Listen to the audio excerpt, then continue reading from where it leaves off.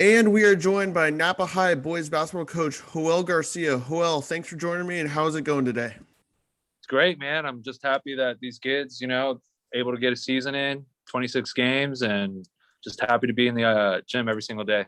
So, you just played in the spring. What's the turnaround been like from spring all the way back now into this new season? We have a lot of new faces. We have a whole new group of guys ready to buy in. They've missed basketball. They don't have to choose between sports.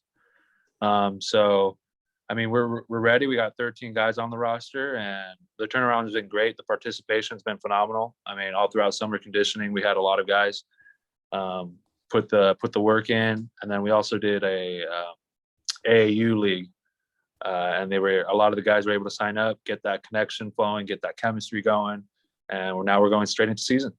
As a coach, I'd imagine you're happy to have basketball sort of back here in the fall / winter time of year. I know it feels normal to me again.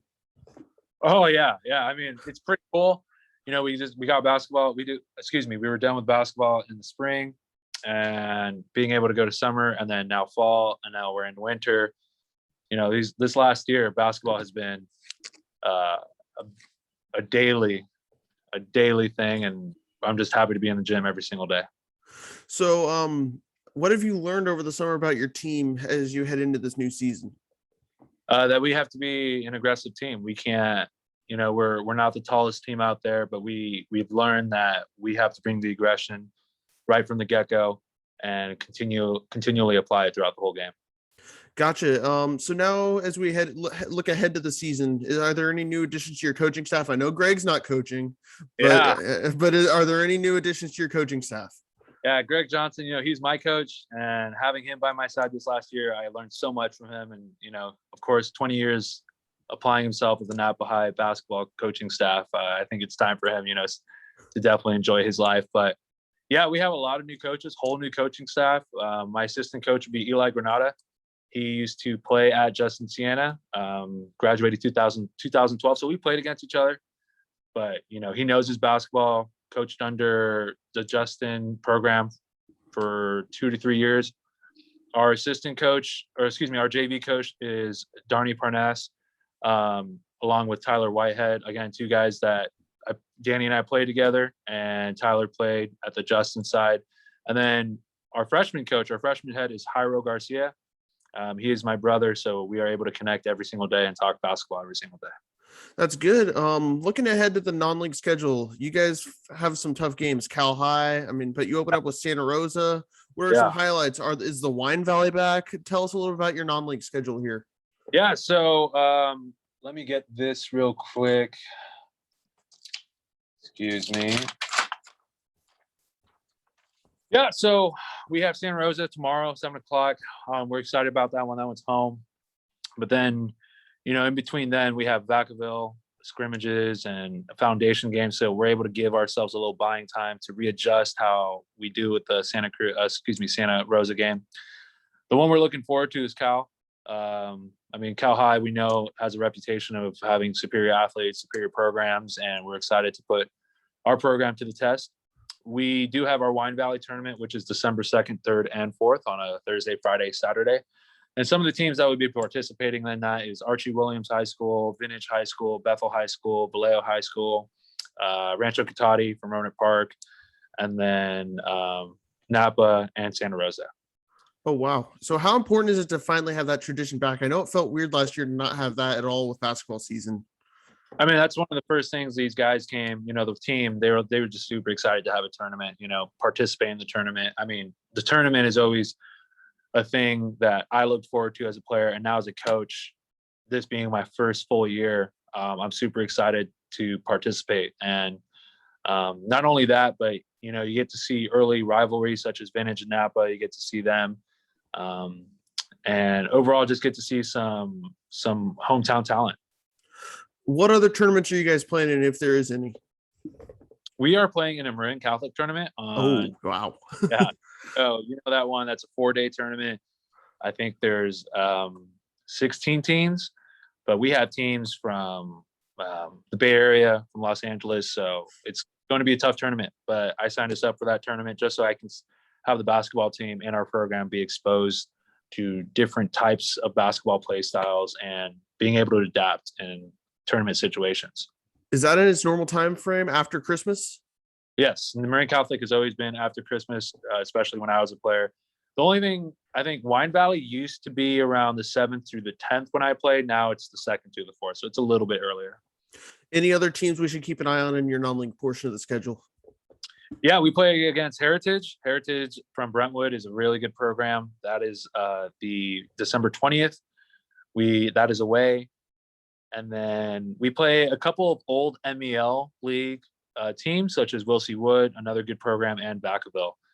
But yeah, a lot of the games that we would love for our hometown and Napa to, come support, come cheer on the team is a lot of the home games, such as Napa High School versus Cal High is the 30th, but a majority of our games are going to be away. And then once we go rolling into league, that's where we hope to have set the tone for the year and being able to truck through.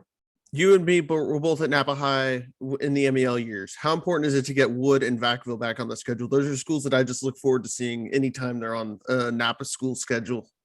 Yeah. Wilsey Wood, Vacaville. I think I always had my best games versus Vacaville. I always enjoyed it. It was all good sportsmanship, but it was just the competition was wild, and it's great to see our old MEL league being able to play against them. Super exciting. Our assistant coach Eli Granado was super excited to see. Even though he wasn't Justin Siena wasn't part of the MEL league, he still participated playing against those schools. I did try to get Rodriguez High, just the schedule it didn't work out. Fairfield High, I didn't even know their program was going. But yeah, these are all teams that good programs, good basketball. But I wanted to at least get a few in there for our schedule. And now let's pivot to the team. What do you, how many seniors do you have? And let's talk about the players who you got. Yeah. So we have, let me just double check real quick. I know we have 5 returning varsity members. Ooh. 4 of those members being seniors. And then we have, I think we have 7 seniors. Sorry, I don't remember. Cuts were late for us because of football, but yeah, we have 7 seniors. 2 seniors choosing a different sport now, being able to participate in basketball. So who are those seniors? I know Dylan Newman is playing basketball, correct? He played football. I think Elliot Zudima on your post last night on Instagram. Yeah. Talk a little about your team. Who's on it? So I can get an idea. Yeah. Newman, a returner, his IQ on the court is something that's unmatched. Very smart player, and is able to basically guide the team through some struggles. We have Tyler Oda, a 4th-year returning varsity member. Super excited to see him on his senior year. We have Ross Kringen, a guy who just continually works hard. He never questions anything. His work ethic is off the charts and always willing to, sacrifice his body just to get us an extra bucket. We have Andrew Rembold, super excited for Vigils coming back. Let's just say they weren't happy about how the season had gone over the spring, and that's why they've been working their butts off so they can bring in a good year this year. So another senior we have is Jacopo. I'm going to mispronounce his last name, Pisanto, but yeah, he's a lethal shooter. His shot is very quick. Some of the times I played against him, I didn't realize he was shooting it already up in the air. And then we have our final senior, which is Elliot. And he is one of the quickest people I've seen on the court. And we're hoping his defensive presence and his shooting will. I also enjoy watching Elliot play baseball. That's a conversation down the road. Anyway, your juniors, and do you have any sophomores on the roster as well? Yeah, our 2 sophomores are Miles McPherson, returning varsity member, and then we pulled up a sophomore this year, Jaden Quintana. Jaden Quintana will be filling in the role of facilitator, point guard, and then Miles. Miles is a universal player where he's just all over the place. He'll be a post, he'll be a power forward, he'll be a center, he'll be a wing, he'll be a point guard. He's just a guy that we could trust on the court, crashes the boards. For a couple of our juniors, we have Nico Franco. He's coming up this year. He's also developing point guard. Super excited to have him on the team. Defensive presence is awesome. This guy is the heart of the team. The energy he has is Damon Guerrero. He's another player that we put all over the perimeter and the post area. And then we also have Jared Martinez. He was a player who wasn't able to participate through in sports last year due to personal, but we are very excited. His energy is unmatched, and he's just willing to do whatever he can so the team can get a win. So now, and I know league play doesn't even start till January, and you haven't even played your first game yet, but what are you expecting when we get to league play? Because obviously there's a school down the street that's won back-to-back titles. So what do you got to do to get on for somebody else to dethrone them? You know what I mean? Like it's a league thing. Like that, the league is tight already, but somebody's got to dethrone them. And the way you're talking, it sounds like you've got a group that could do it. Yeah, no, again, we got to continually apply pressure, and then we got to stay within our game, which is shoot the ball.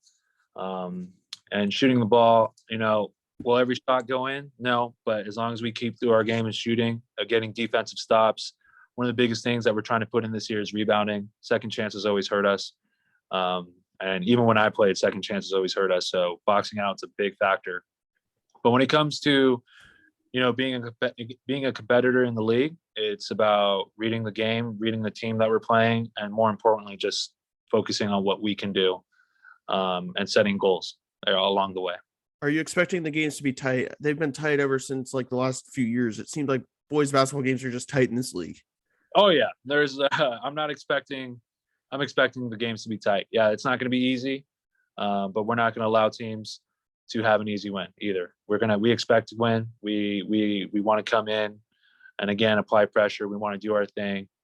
But from my experience doing the COVID season, these games, even if you go on a roll for 10 points or 12 points, that can easily be cut within a minute or two, and then you're back at it neck to neck. Gotcha. Thank you very much, Joel. I appreciate this. Yeah.